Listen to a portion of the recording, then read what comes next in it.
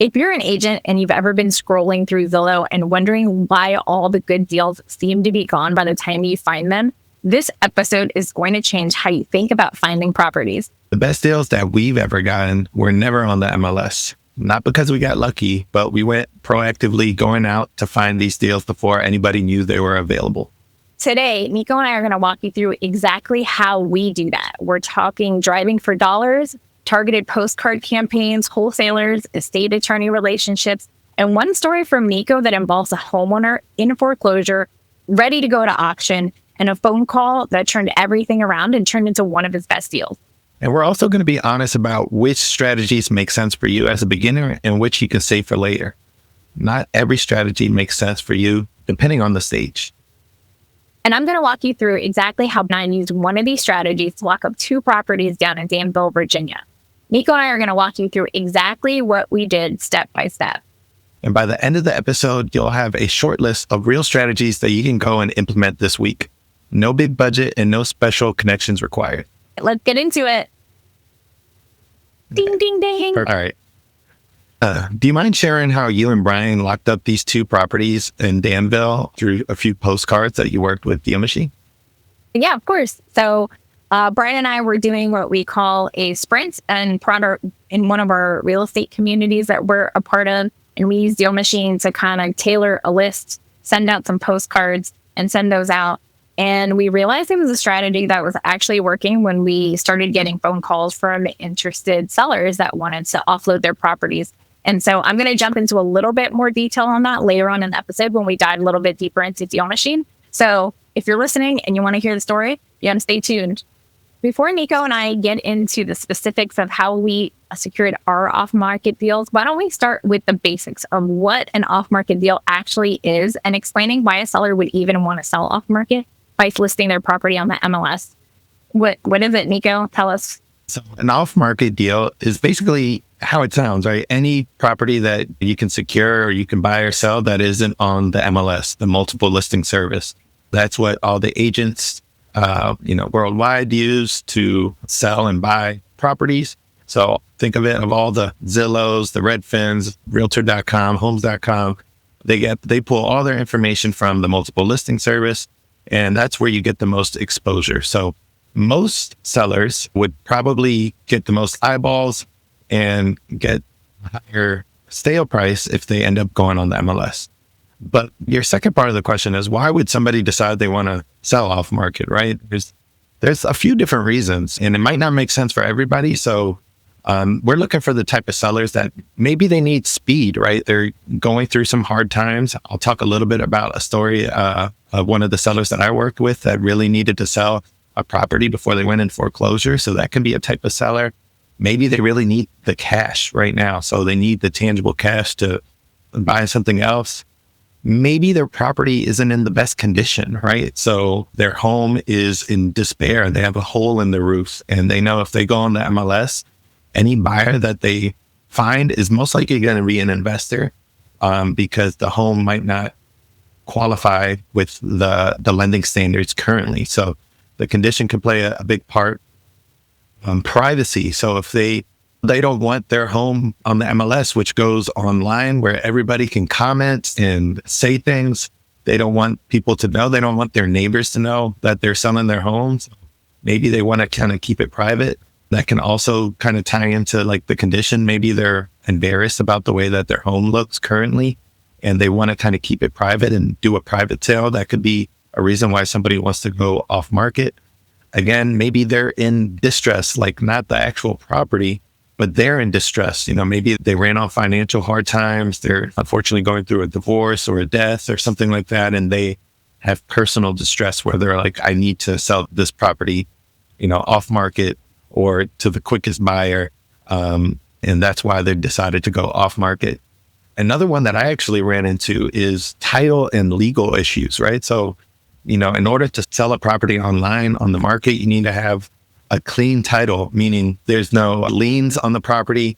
And sometimes I've seen somebody have a 6-figure IRS bill tied to the property where they can't actually sell the property legally. So that's when an investor can come in and maybe help out with that.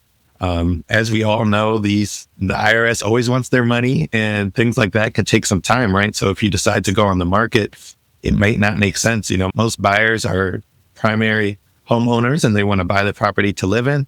And if this title issue, isn't resolved, you can't have a clean sale. That's what the title companies do. They want to make sure that the next homeowner has a clean title. So that's another issue. Flexibility, right? So flexibility is another way that you can sell a property off market. Maybe an investor is willing to have them live in the property for 3 months up to a year for free, for example, at no cost to them while they find their next property. I'm going to be generic, but most buyers are looking to move into the property settlement date or the next day. So that might be ideal for an investor like you to make an offer with that in mind. So flexibility. And then the last one that I could think of is tenants. So we all love tenants. Anna and I both are landlords, but we all know selling a property with tenants in the house can be tricky, right?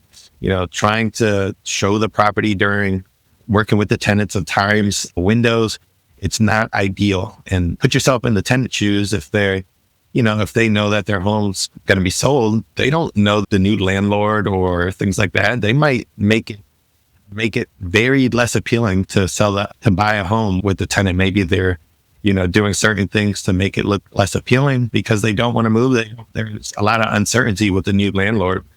So maybe those are ones that you'd want to target with off market. I know there's a lot of tired landlords, for example, that are just tired. They've been doing it 20, 30, 40 years, and they're just tired of dealing with the 2 a.m. calls of, come fix my toilet. And they've been doing it the old school way.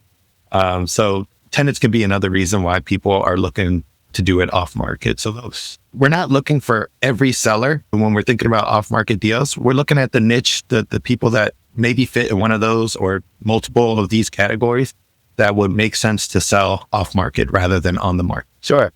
So Anna, now that we've kind of explained what off market deals are, do agents and beginners investors actually need to know about off market deals? Or is that something that only the big dogs, the big players, the big investors need to know about? I will say that I think every investor needs to know about off-market deals, whether they're new or experienced. And the main reason is competition. When they're on the market, you're competing against everyone else that's potentially looking for a deal, looking for an investment property. And I mean, honestly, if you're a newer agent or investor or agent working with investors, if you are going after on-market deal, you are then at that point competing with the big dogs. A lot of times the bigger investors do find some of those on-market deals, and they have the team in place, like the contractors, they have their costs down. So a lot of times they can take smaller margins than a newer investor that might not have that kind of infrastructure in place. So I think everyone needs to know about off-market deals. I also think if you're a newer agent or a newer investor, also having a network in place of mentors and more experienced investors around you when you're looking for these off-market deals is essential and key, because like you were mentioning, some of these properties have title issues. And as a newer investor, you may have absolutely no idea how to handle a foreclosure or handle title issues. Because like you were saying, there may be mechanics liens on the properties, tax liens on the property. Sometimes it's there was a couple that split up, they got divorced, and the deed was never updated. And now you can't find the spouse that moved to Timbuktu. And there's a cloud on the title. And as a newer investor, you wouldn't necessarily know how to handle that. But if you have a more experienced investor network, that's an opportunity for you to either partner with a more experienced investor, or in some cases, you can make a little bit of quick cash because you can almost become like a wholesaler. And we'll talk more about wholesalers later. You can almost essentially pass off that deal to a more experienced investor if the numbers make sense and make a little bit of quick cash that way. So I think everyone that's an investor needs to know about off-market deals and how to find them. So let's talk about finding deals, right? Mm-hmm. Everybody, it sounds great. One of my favorite strategies is what's called driving for dollars or walking for dollars. And what are you actually looking for when you're actually doing this driving for dollars? Well, first of all, what is driving for dollars and walking for dollars? And what are you actually looking for? And how do you go from spotting a good property that would make sense for an off-market deal? Yeah. So I guess the essence of driving or walking for dollars is you're in your neighborhood walking around, you're driving through a neighborhood and you see properties that are clearly in distress. These are physical characteristics that you're driving by or walking by these properties. And you take note that there's clearly distress here. And you're like, maybe this is an opportunity for an off-market deal if I can reach the owner. So that's essentially what it is. You just happen to be walking or driving around and you spot a property. And once you become an investor, you almost can't see them anymore. Like you see them everywhere. It's like when you're shopping for like a blue car and now all you see is blue cars, right? Yes, exactly. Yeah. So I just want to kind of reiterate, right? Driving for dollars is one of my favorite lists. Walking for dollars, driving for dollars, because it's unique to you. It's unique to you as an investor. So nobody else has this list. They might know of a property, and I'll talk about a little later how I got a deal for driving for dollars. But essentially, you're looking for the ugly house in the nice hood. So the ugliest house in the hood. The ugly house in the nice neighborhood, and not in the hood. Well, you can buy them in the hood if you want to, but you're looking for the ugly home in the nice neighborhood. So what physical characteristics? You mentioned the home that's in despair, right? So maybe they have a mailbox full that, it looks like nobody's been there for a couple months. Maybe they have a blue tarp on the roof because they don't have enough money to fix the roof. Maybe tall grass. In the snow time, snow has never been shoveled. Boarded up windows. There's a lot of physical. And can you think of any other that? You mentioned the mail in the mailbox. Sometimes I drive by. It's similar, but not quite. Like, when in a lot of neighborhoods, like vendors will walk by and stick like business cards or hangers on the door. And so I look, and sometimes they've got like a dozen like business cards stuck in the door. And then it's just like you were saying, like it just looks like it's a property compared to the other ones in the neighborhood that hasn't been looked for. Sometimes I look for like shutters are falling, maybe paint is chipping in places, and it just looks like it hasn't been well maintained. Don't get me wrong. There's a very good chance someone is living there, but it almost looks like a house where nobody's living. Like you think nobody's got to be living there. Like it just doesn't appear like someone is living in the property. Yeah. And why it's so important for multiple reasons to reach out to them is, you're driving, whether you're like Anna and I always on the road, or if you're going to work, you essentially take maybe a detour and you're going through these neighborhoods. Those are like the best way to actually find these properties, right? And if you're on the road all the time, might as well be looking around and seeing if there are any properties and then adding them to your list. And we're going to be talking about DealMachine specifically, because that's a software tool that Anna and I both use, but there are multiple things. You can even write it down on a piece of paper and look it up on the county records and reach out to the seller to say, hey, are you interested in selling your home? So just being aware, kind of like what Anna and I said, actually opening your eyes, right? So instead of driving with blinders on, you're driving and you're looking, you're saying, oh, the house. Nico and Anna mentioned tall grass and a blue tarp. Maybe I'll write that one down and add it to my list. But again, it's a unique list to you. So if you're marketing to 100, my list is up to 350 houses here locally now. Those are houses that only you are marketing to. Now they may be in other people's lists for another reason, but those specific homes are unique to you. So I think that's the best way to start, especially because it's a low cost. If you're doing it, if you're doing postcards like Anna and I, yes, there's a marketing budget for that. But if you're actually you can even knock on the door, you can look it up, public records for their phone number and just be proactive. But that's honestly the best way to start, in my opinion. Yeah, I agree completely. I will give the caveat, like one, if you're going to go knock on the door, just be cautious of when you're knocking on the door, the time of day, just kind of step back because you never know who's going to be answering the door. That's me being my paranoid self.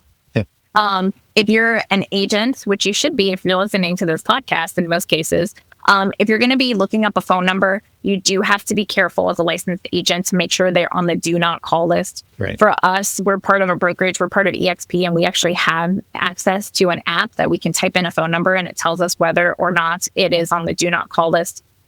Whatever brokerage you're with, I recommend asking your broker and finding out if you have a similar tool, because the last thing you want to do is get fined and jeopardize your license by calling someone on a do not call list that gets a bug in their butt and wants to report you. So I will give those caveats and warnings about that. But, postcards for me are probably for the person that would rather gouge their eyes out than the cold call or door knock. Postcards are probably the safest thing, the thing that I prefer to do, which is why we like to use DealMachine, which is a paid service. It's a paid app that we've decided to invest in. A lot of this information all of the information in DealMachine is public. It's just aggregated public data, which you as an agent, even if you're just an investor working with an agent, you can find all this information, but you just have to take the time to hunt down these resources. You have to go to the county records, see if you can find the owner on record. Sometimes they have a registered agent as the person that's in charge, or it's under an LLC. And then you have to look in records to find who owns that LLC. And it's possible to find this information at low or no cost. It's just time consuming more so. But if you have time and no money, then maybe that's the route you want to go. But if you have some time and you have a little extra money, I highly recommend signing up for something like a DealMachine or a PropString to help you aggregate the data. And you can pull up a list like 5 minutes and you have pretty much all this person's contact information. For sure. And I know Anna and I both use it, but we talked about the Driving for Dollars list, right? But DealMachine allows you to find different lists, right? And do you mind sharing like what type of list that you can use to target for these off-market deals? Yeah, for sure. So DealMachine does, like you were saying, you can actually input your driving or walking for dollars list right into DealMachine and create the list, and it'll pull the data for you there. So you can use it as a tool for that strategy if you're using it. But if you're not driving or walking for dollars, the other cool part that DealMachine does is it has different types of filters. So if you know what type of distressed seller you are looking to contact, you can actually set up different reports. You can choose different locations all over the country. Like if you're not shopping in your local market, you can shop in, or you can put in other market locations. And then they have lists that you can basically choose if you want tired landlord, which I think are landlords that have owned properties over, it's like 10 or 15 years. DealMachine gives you little descriptions for all of them. Zombie properties, which are properties that have reported to be empty and vacant. You can look for people that had tax liens against the property, probate, foreclosure, pre-foreclosure, people that have high equity, people that haven't sold in a certain amount of time. Like if you're only targeting people that have owned their home for 15 or 20 years, you can put in that filter. And pretty much anything you can think of, DealMachine, you can craft a curated list using these filters to kind of find those specific people that you want to reach out to. Yeah, and you can filter it down and filter it down and filter it down to a list of 10 if you really wanted to. So like Anna said, like a high equity absentee owner where it shows that they're not living in the property. You can even target ones that are out of state. Investors that are investing in that specific market. So it's a really cool tool that you can use to pull data, get it all compiled into one list. And then again, that list is unique to you, where you can target, whether you're cold calling them, whether you're going and door knocking, being proactive. Or I wanted to talk a little bit about what you and I are doing with mail sequences, mail campaigns, essentially postcards, right?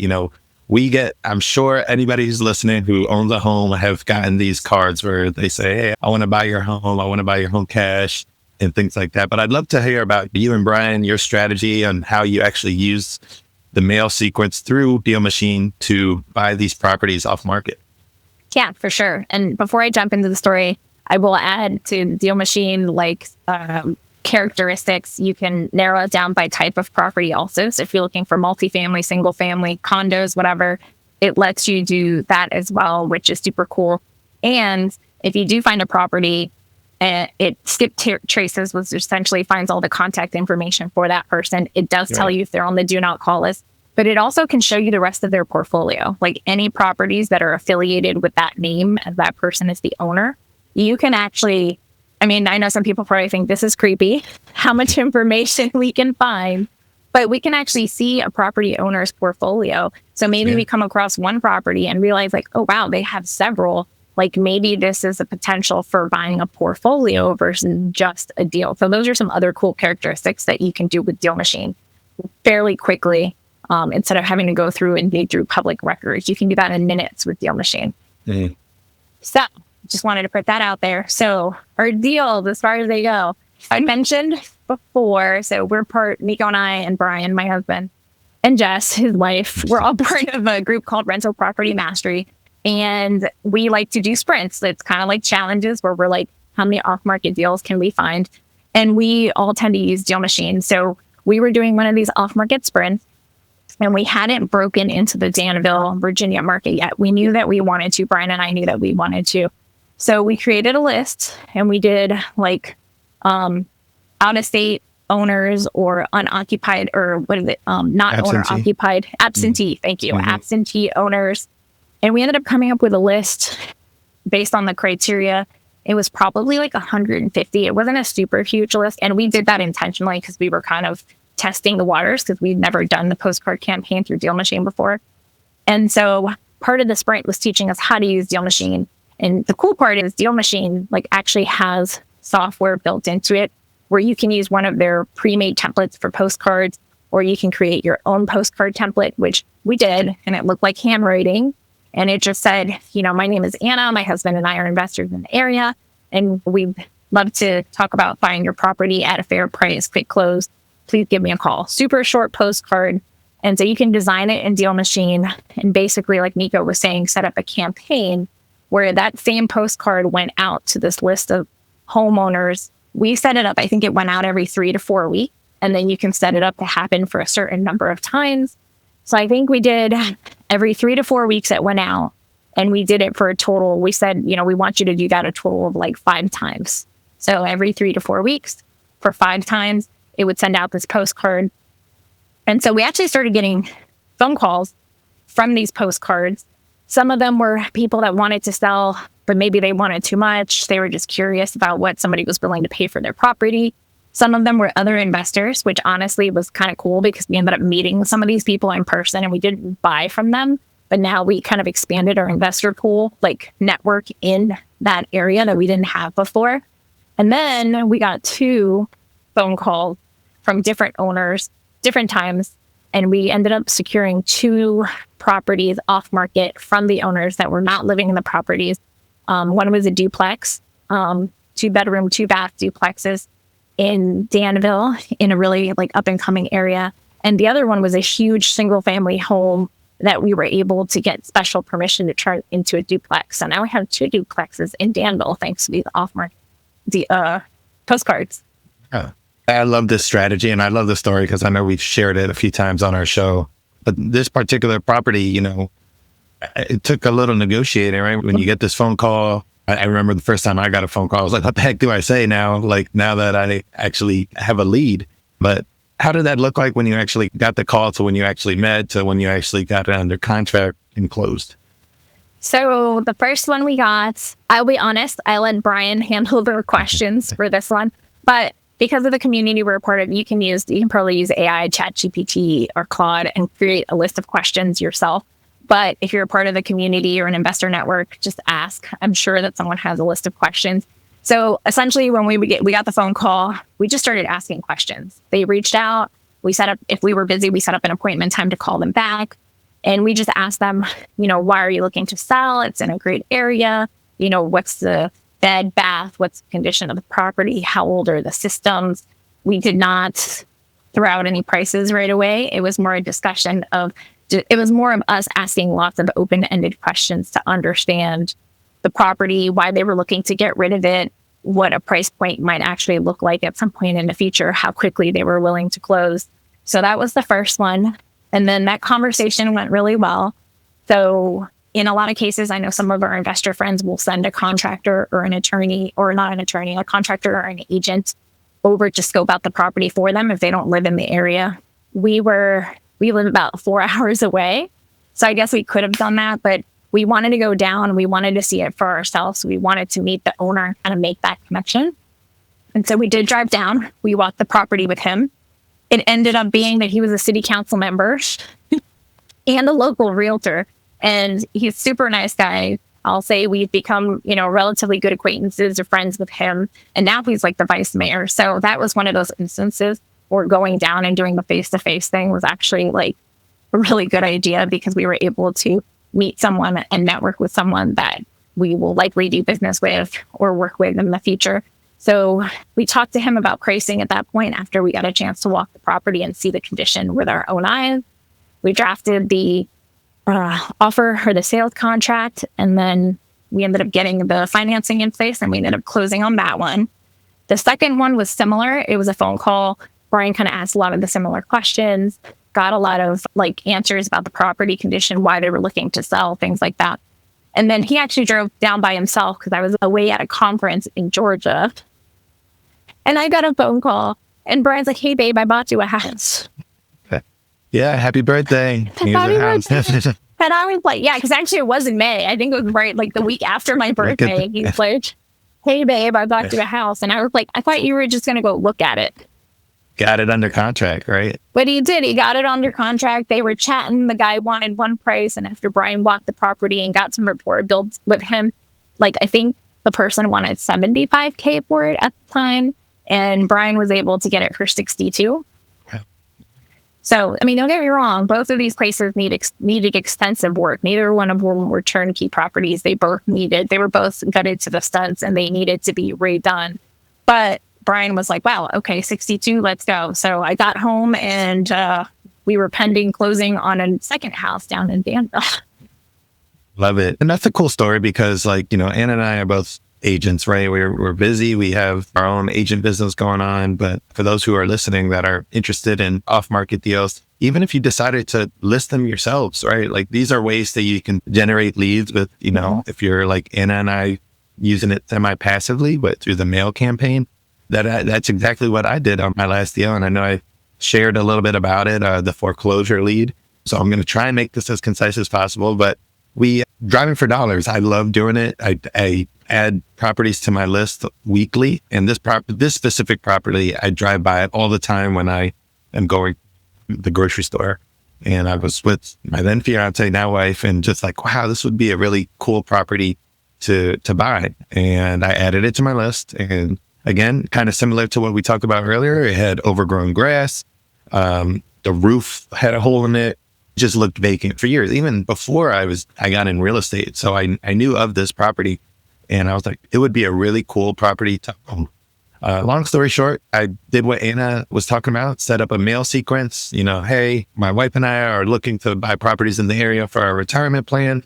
Would you be open to selling at a fair price? Things like that. And ended up meeting the gentleman. Actually, let me rewind. He called me after the 6th postcard. So I looked it up. I think we both did the deal finding sprint around the same time. And he called me, he gave me the address and I knew exactly which property it was because it was one that I've seen numerous times. And I was actually with Jessica at the time and he was coming from not out of the state, but out of like 3 hours away in Maryland.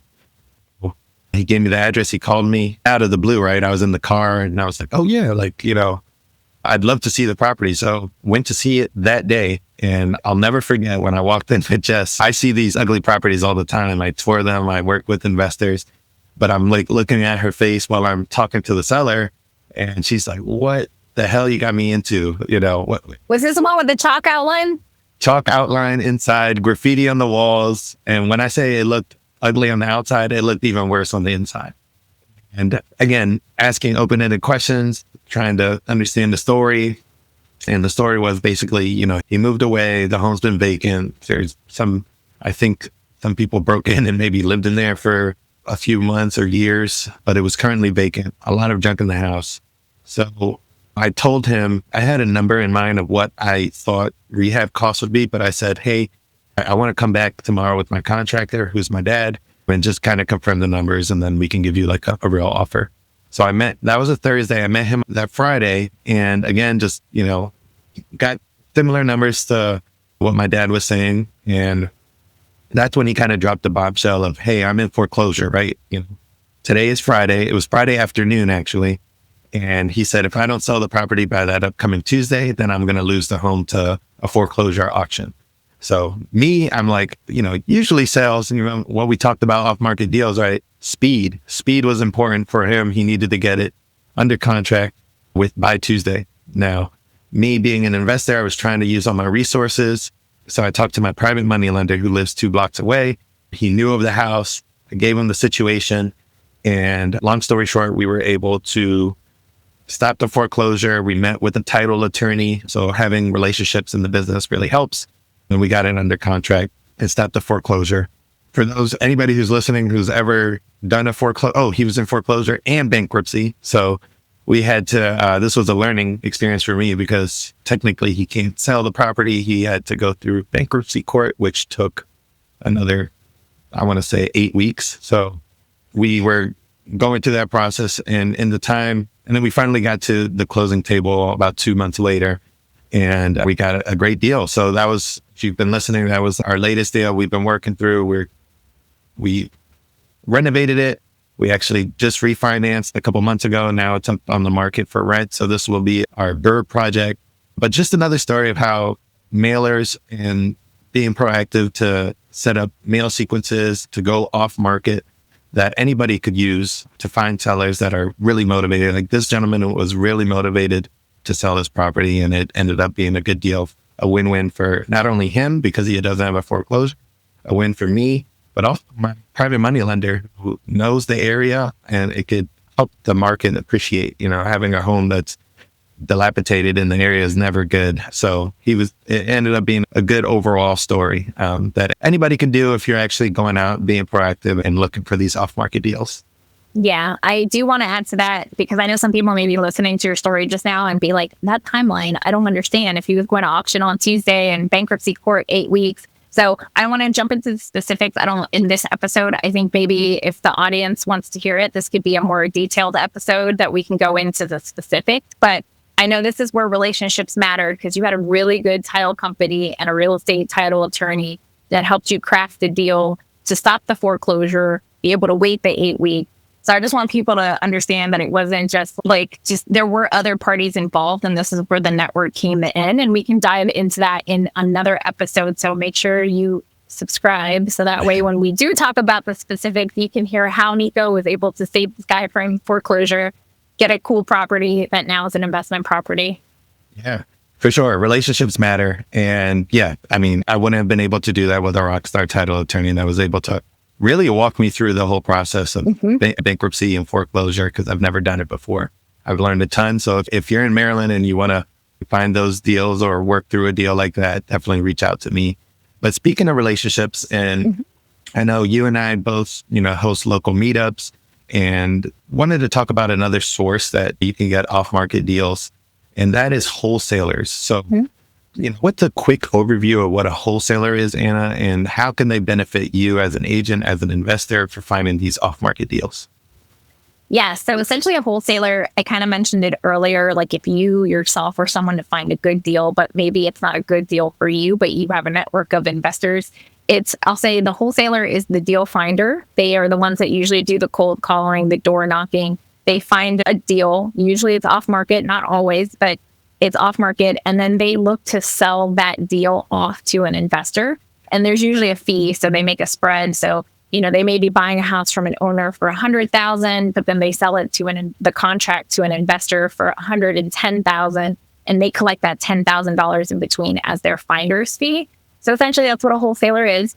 I will say a lot of people do this when they're first starting out in investing because it's really time intensive, but not financially intent, like not a financial investment intent.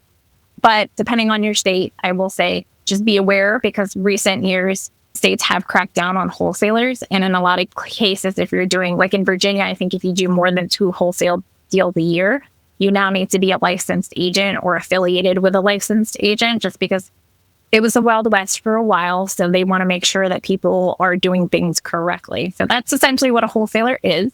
Yeah. And just like in any industry, right, there's good apples, there's bad apples. There are some rock star wholesalers that are going out doing all the dirty work, not the dirty work, the hard work that, most people don't want to be doing, door knocking, cold calling and getting. And there's a lot of work that goes into it. They get a lot of no's. They get cursed out a lot. They're going out and doing all the marketing and giving the deals to essentially the end buyer who could be you or, a client that you're working with. So having relationships as an agent with wholesalers is great because those are properties that aren't marketed on the MLS usually, and you could get them hopefully for a good deal that still makes enough sense for the wholesaler to get their fee and for you to buy the property as a fix and flip or a rental, and for everybody to be a win-win, right? So definitely I encourage you to network with wholesalers in your market, whether that's going to local meetups or actually going on Facebook groups to find those who are actively doing it and just taking them out to coffee and understanding their business model and how you as an agent or you as an investor can benefit by partnering with them.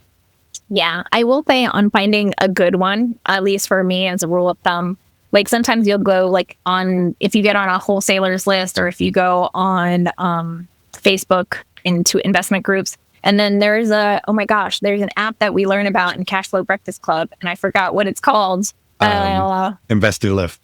Investor Lift is an app where actually wholesalers can go in and list their wholesale properties. But I was going to say, as far as like criteria, when I'm looking at a wholesale deal, if I don't know the wholesaler, I kind of look at the information they put together. Some wholesalers that are newer maybe don't understand fully how to underwrite a deal well. So they'll say, hey, I have a wholesale deal. This is how much it's going to cost. This is my fee.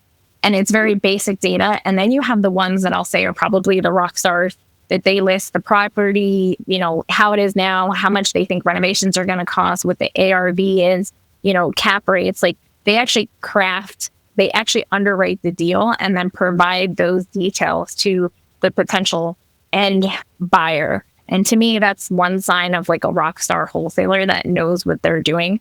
I do say, you know, with a grain of salt, verify the information on your own. Yep. Trust but verify. But the experienced wholesalers will actually detail the underwriting that they did to come to the number that they're coming to. So investors are like, okay, I have a starting point. And usually they provide photos as well. They take photos so that the investor can look at them and decide what you think the renovation cost may potentially be for that property. Mm-hmm.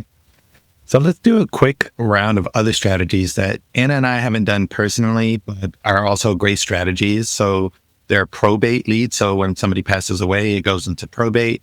A lot of times those properties they need work, right? And they can probably go to the MLS and get offers, but depending on the estate and if people need to sell the property quicker, that's when you can have a relationship with a probate attorney or an estate attorney. I have a relationship with one that has been really beneficial for me and my business.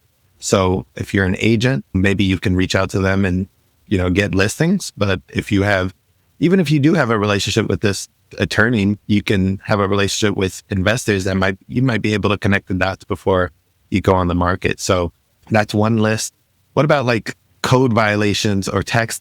I know we talked about tax delinquent, but those are ones that people target as well, right, Anna? They are. Although I'm gonna pause you there because you talked about probate leads, but I actually want to circle back to that before we move on to the next thing on the list, because you actually have a very good relationship with a probate attorney and have been able to get a few deals. So before we jump to that next one, because I know you have personal experience with this one, how did that relationship start? And can you just give us like a super quick like summary of like what does it look like a deal going through the pipeline when you're working with the probate attorney?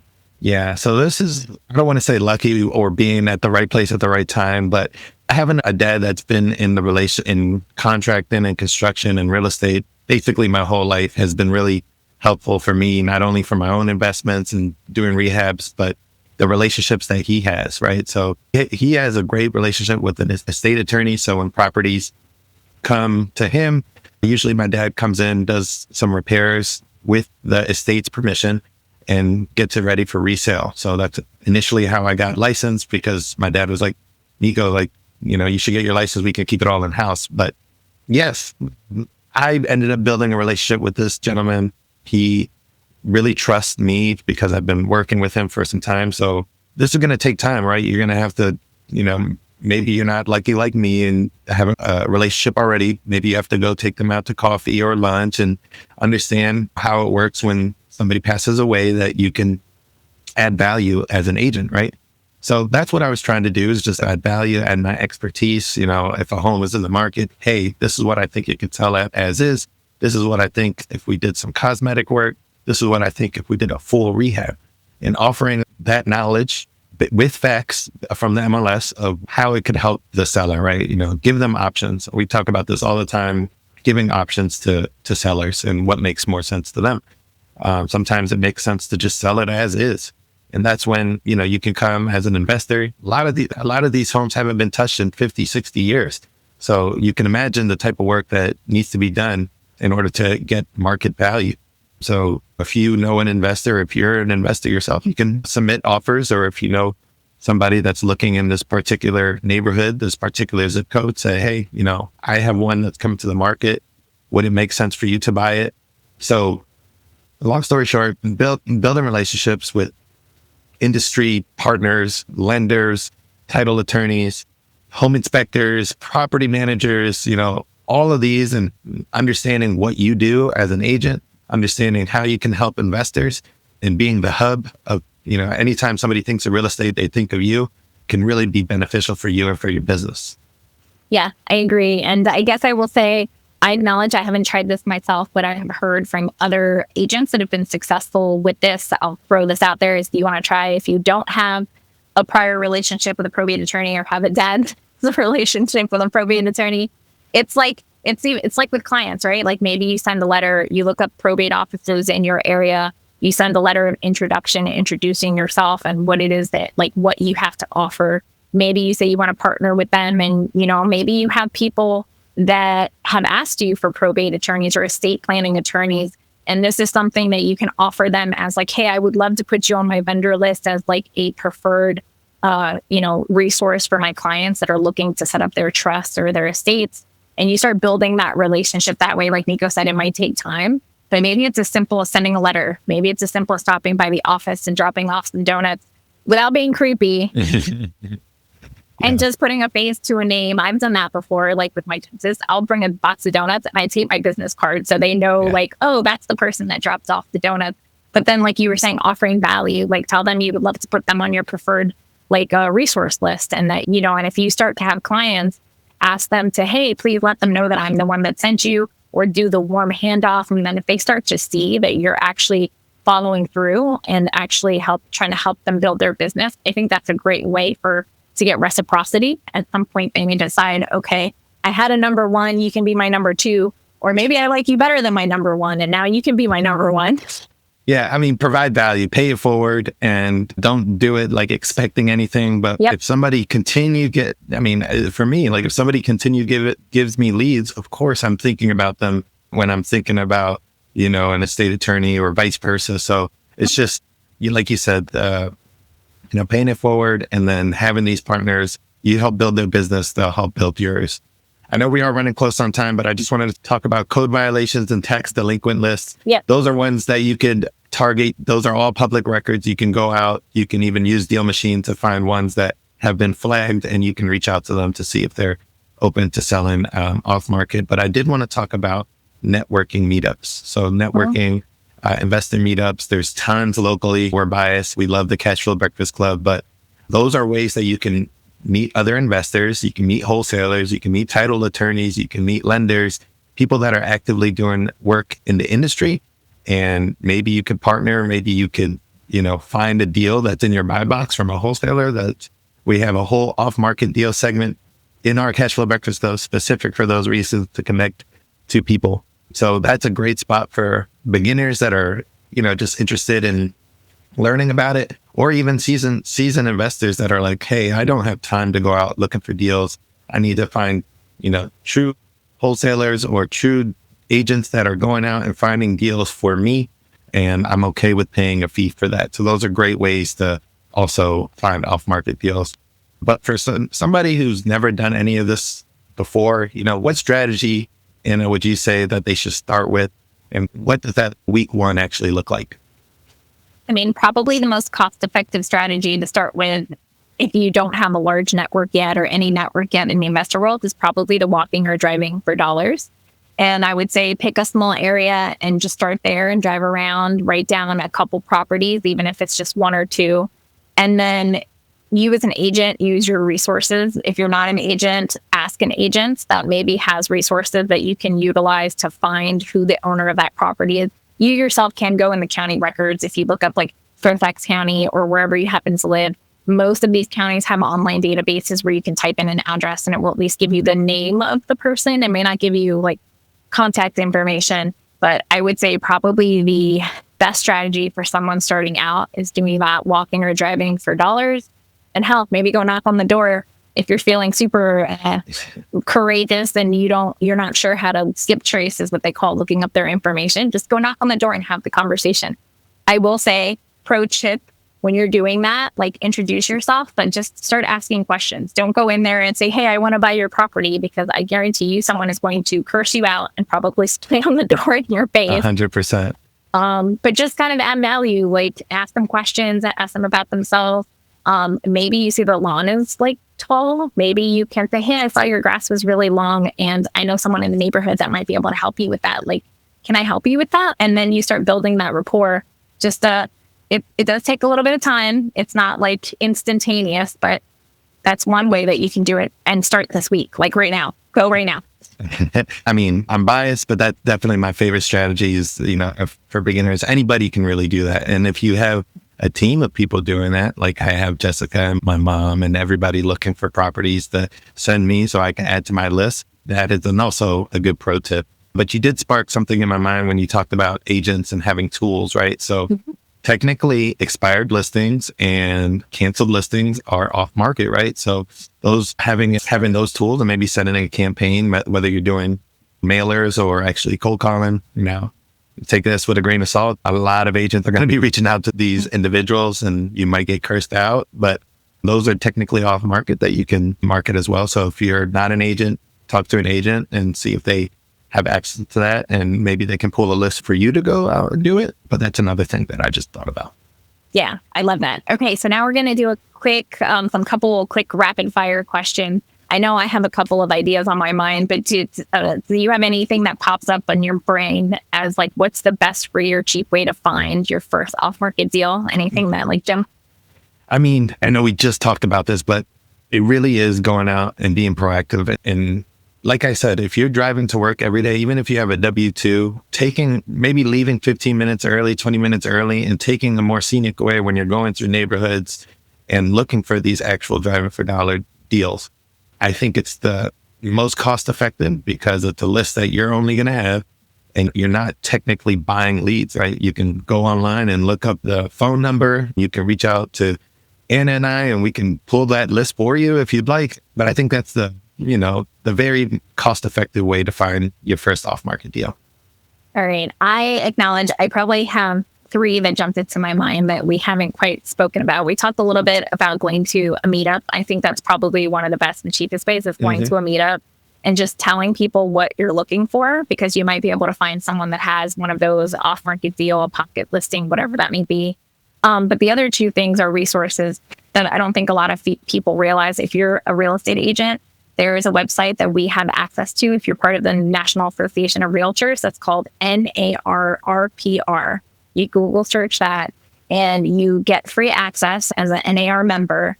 And it's kind of like DealMachine. It doesn't go down to the same granularity, but you can actually look for foreclosures. You can actually set filters to look for certain types of distressed properties. Again, it doesn't go down to like zombie properties and things like that. But that is a tool that we have for free that you can look up information and on the client. And then the other one, this is for tax delinquent lists. A lot of people don't realize there is a network, or it's a website. It's called Tax, TACS, and you can sign up for free and you can choose what county you want to look in and what state you want to look in. And it will actually send you a list of tax auctions that are coming up, and that's completely free. You are competing with other people, but a lot of people don't know that this is a free resource that you can sign up for. And it sends you a list of tax delinquent properties that are coming up for auction. I think you shared that with me, but that's definitely a good free resource for anybody listening. What is the biggest mistake that first-time investors or first-time agents run into when they're looking for these off-market deals? They don't ask any questions. That's my opinion. They jump right in and they go in and they're like, we want to buy your house. How much do you want to sell it for? And I think that's the number one mistake, because people tend to get defensive. They kind of close off. They've had lots of people approach them in the same manner. So it's really hard to build that rapport. I think that's the biggest mistake, is that people just go in and they're just focused on securing the property instead of actually getting to know the person that owns the property, what their pain points are, and how they can provide a solution to those pain points. That's exactly what I was going to say is, really understanding that these are people. And oftentimes we talk about all the lists, they might be going through hard times, right? So even if you're not buying the deal, honestly listening, asking open-ended questions, and just being a human being for these individuals is so important. When I did mine, just really asking open-ended questions like what timeline, things like that, that would help you as an agent, as an investor, and not just thinking of the deal, thinking of the person. Even if you don't get the deal and you're able to save them for foreclosure, who are they going to think of when it comes time to sell or invest or buy another property? They're going to recommend you. Or recommend you. Exactly. So always think of it with the seller in mind and how you can help, because essentially us as agents, us as investors, that's our number one goal. Yep. Okay. So last rapid fire question. What is one thing you wish you knew about off-market deals before you found your first deal?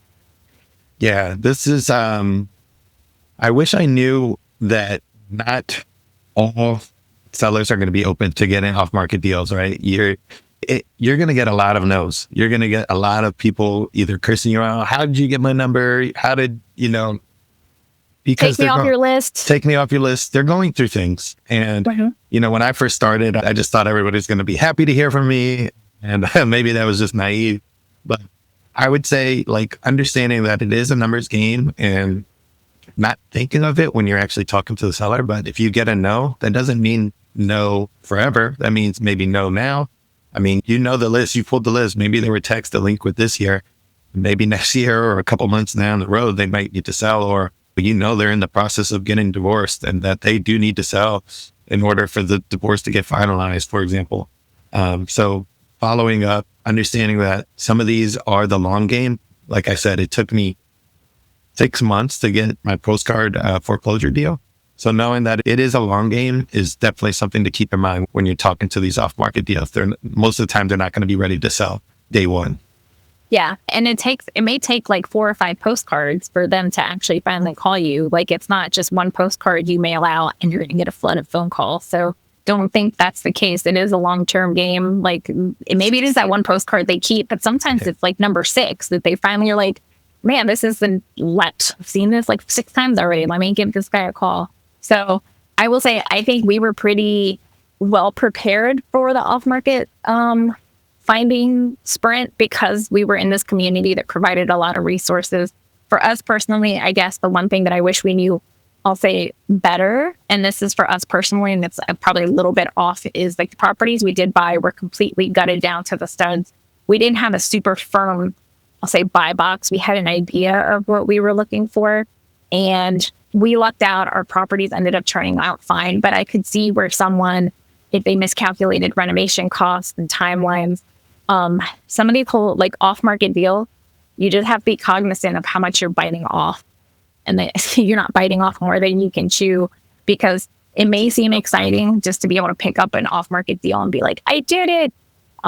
But just be aware of really understanding how to underwrite and know your numbers for these off-market deals, because not every off-market deal is a good deal. 100%. So we talked about tools. We talked about, where you can find these deals. I wanted to actually shout out to Henry Washington, the real estate deal maker. He talks a good about finding off-market deals. So those are a few resources, DealMachine, of ways you can go out and be proactive to find off-market deals. But we encourage you guys to start the driving for dollars. If you'd like to, start setting up a mail campaign and lists like that, you can reach out to Anna. You can reach out to me of ways that we're doing it. But that's going to do it for another episode of the Agent to Investor podcast. Please share, subscribe, reach out to Anna or me if there's a topic that you want us to talk about. You can reach out to me at ngarcia official on all social platforms, and you can reach out to Anna at I'm Anna Balick _realtor. And I will say, we will put the link for DealMachine.com. I think they do have a 7-day free trial if you wanted to try out the software to see if it's something that you did want to invest in. Because at the time, if you're a real estate professional or if you make investing a career, these are tax writable because it's applications you're using for your job. And if you found this useful and you started using one of these techniques, please share with us in the comments, reach out to us, let us know how your experience is going with finding these off-market deals. Tell us if you found one, because we would love to celebrate with you. And make sure you tune in next time. All right, guys, tune in to the next one. Bye.